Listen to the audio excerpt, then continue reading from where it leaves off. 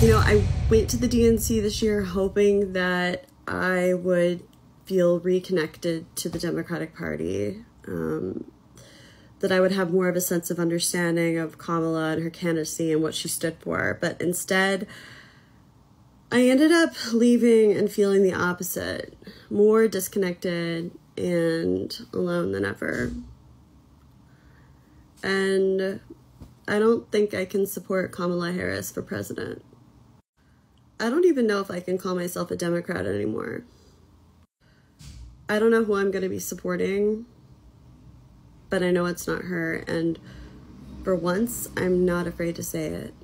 Oh, yeah, this is something that's happening to a lot of people, I think, nowadays, is they're leaving the Democratic Party, especially what's been going on, the recent events, Joe having the coup, etc., Kamala taking over, and that's basically their Hail Mary pass. And you got women or people just like her who are saying, hey, this isn't what it used to be. This is something different. Let's watch. Okay, I'm going to get real in this, and it's probably going to piss some people off, but I'm okay with that, because if I'm not being honest, then what else am I doing? I just got back from the DNC where I signed up to volunteer, and when I initially had signed up to volunteer, Joe Biden was still the nominee. It wasn't yet Kamala Harris. I've worked in progressive politics for a long time. I have worked for many different Democratic candidates, Senate candidates, House candidates, even some Democratic organizations. And as the years have gone by, I found myself getting more and more disillusioned with the Democratic Party, although until now, I've never said that out loud or anywhere public. And I just want to say that by saying this, I'm not necessarily saying that the other...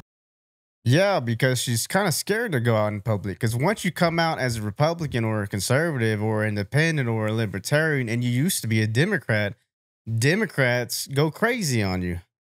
Yeah, they're not about racism. But if you're not a Democrat, oh, we can be racist to you. They're about tolerance. But if you're not a Democrat, they're not tolerant of you. These are pretty consistent when it comes to people who change sides, just like how I did. I used to be a Democrat, young, dumb, and stupid.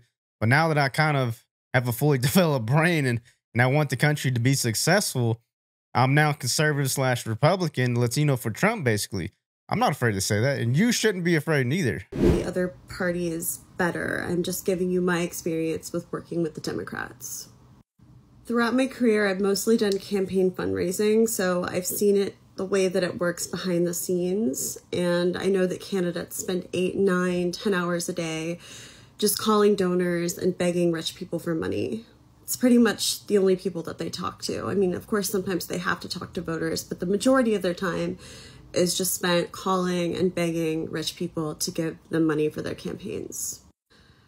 And what this inevitably means is that we don't actually live in a democracy. It's just rich people calling the shots and having the access to talk to the politicians. They're the ones that basically get their ear all day. They're the ones that can help shape and prioritize what the politician actually focuses on. Even... it makes you kind of second guess as to wonder where they're going with their campaign as to the rich people, What are they prioritizing? Is it the little people, the poor people, or is it the rich people who are pushing them through to November? Because if I'm spending 10 hours a day like this woman's saying, and it's to call rich people and rich donors, then there's an issue there because they're basically lobbying their own interests onto their candidate when it's supposed to be about the little people donating to them in small portions. Small portions, over 400, 500 million people put their candidate in place, and then we see who wins. That's how it used to be, folks. The politicians that detest this, that want to get big money out of politics, still have to play this game. They still have to make these calls. They still do the same amount of just calling rich people and begging them for money. And what unfortunately happens once they get into office, if they get into office, is that they soon realize that the money machine is so great and the seduction of power is so immense that they no longer adhere to these values. When I first got into politics, I thought that Democrats were the party of the people. And at the DNC this week, I felt like I was in a building with the most elite and out-of-touch people in the entire world. It very much felt like, let's just have a huge party and forget all of our problems because the vibes are brat. When I was there, I didn't feel any connection to real America or the place that I come from, which is the Midwest, Kansas City, Kansas, and Missouri. I didn't feel any connection to the people that I know right now who are struggling to buy their groceries or to pay their rent. The people who want to know what both candidates are going to do to materially affect change in their lives. And when I was there listening to the speeches, I felt myself feeling mad because I didn't hear anything about the economy. Definitely not in Kamala's speech, and not very much in the others as well. Instead, I heard generic platitudes, things like joy and respect and integrity, and what does that even mean? Let's make the military the most lethal in the world? I thought I was part of the anti-war party. I thought I was part of the party that fought for the underdog, that championed working people. When and how did we just become the party of academia and affluence? Because that's what we are right now. Oh yeah, I mean, she's not wrong, folks. People are literally bought and paid for nowadays. Republican, Democrats, etc. If you got enough money, you can sway my vote or my policy, etc. Now that's why they always, you hear this term, industrial complex, military industrial complex, illegal immigration industrial complex. It's because when our votes don't count and their votes count, they push their ideas and their way of thinking onto their candidate, and then they then in turn push their policies out into the world, and it doesn't really help the small people. It takes away from the small people because they're sending our taxpayers money somewhere else where it doesn't need to go, and it goes back into their pockets. So how does that really help us? It don't really help us because I wanted you to do something and you're not doing it. Was my vote even really matter? Or was it the money that mattered? How can we ever say that we're going to fight corporate power or give a voice back to those communities that have been left behind when above the delegates on the floor in levels and levels and rings of suites with donors and corporations that we're literally looking down on the people below from above? That's what Chris Cuomo said, and he's absolutely right.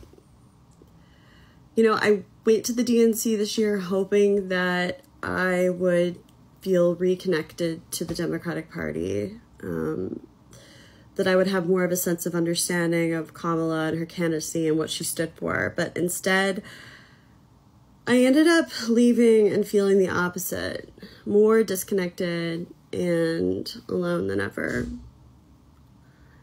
And I don't think I can support Kamala Harris for president. I don't even know if I can call myself a Democrat anymore. I don't know who I'm going to be supporting, but I know it's not her. And for once, I'm not afraid to say it. Yeah, I mean, she's totally right, folks. The Democratic Party is not what it used to be. It used to be for the people, the working class, not big government, no wars. But what have we got in the last 3 years? We've gotten war after war, Ukraine, Israel, Hamas, possibly China, Taiwan, with Joe at the wheel. We got immigration out the kazoo, right? 15,000 people coming across the border a day. Even though people want to say that Trump killed this, border bill, even though it was dead on arrival, it was a bill to help the illegals out, streamline them coming into the country, giving them medical aid, transportation, taxpayer money, and send them somewhere and give them a date years from when they entered to check and see if they can be in the country at all. What kind of bill is that for us Americans? It's not a bill for me. And I'm Latino. Mexico's right down the road. Come on. I'm telling you it ain't for us. Y'all should at least hear me out on that. Trump was the only president that didn't start a war. War brings money. I'm glad you were able to see this, one person says. Someone else says, thank you for your honesty and perspective. You have no idea how powerful that was. That was extremely bold, and you are very brave. Thank you for sharing your perspective and allowing so many others to free themselves as well. Unity heart. I will encourage you to go back and watch the RNC reruns. I felt so inspired, connected, and seen. The common theme for the whole RNC was the economy, the state of our country, and how to fix these issues. Someone else, right? It is refreshing to hear your honesty and opinion. Yep. I mean, there's, comment after comment after comment after comment of people praising this woman because that is pretty brave to come out and say, hey, this ain't what it used to be. The Democrats, and, it ain't what it used to be. And I don't like that. That kind of scares me. We don't want to do all these war things. We want to look out for the little guy like me, the people who are voting you in, or at least we think we're voting you in. Why are you hollering at all these rich folks? And you claim to hate all the rich folks, like Elon Musk. You love Oprah Winfrey, though. She's super rich. She's super rich, man. Yeah, y'all love her, but Elon, oh no. We can't, no. Twitter X is racist. No. We can't do none of that. No. But if you go to the Republican side, oh yeah, we can be racist to you. That's okay. It's completely fine. Libertarian side, you were a Democrat. Oh, we're gonna freaking be bigots, misogynists, everything to you. That's what happens whenever you don't be a Democrat. You kind of disinfect yourself, you detach yourself, and you start thinking, whoa, what is going on here? Should I continue to think in this mind hive virus, or should I break free and say, hey, what are my candidates really thinking? Where are they going to take this country? Because if you look at Joe Biden and Kamala the last 3.5 years and where have they taken this country, you can see how it's going to look after November or the following years if Kamala and Tim is installed into office. No delegates voted for her. She didn't beat anybody in the debate. They selected her. All right. It's no way to run a democracy, right? That's no way to run an election. We need free and fair elections, right? Money should not be a big factor into this. I know it helps the campaigns, but that should come from people like me and you, not rich people, $500,000 suites up above in the rafters and they looking down at everyone at the DNC. Ain't no way to run a campaign, Kamala. Come on. Same thing goes to Republicans. I'm sure they have super rich donors donating to them, vice versa. But, Trump does have his own money, so he doesn't really necessarily need that because once you do start taking their money, then you basically owe them a favor.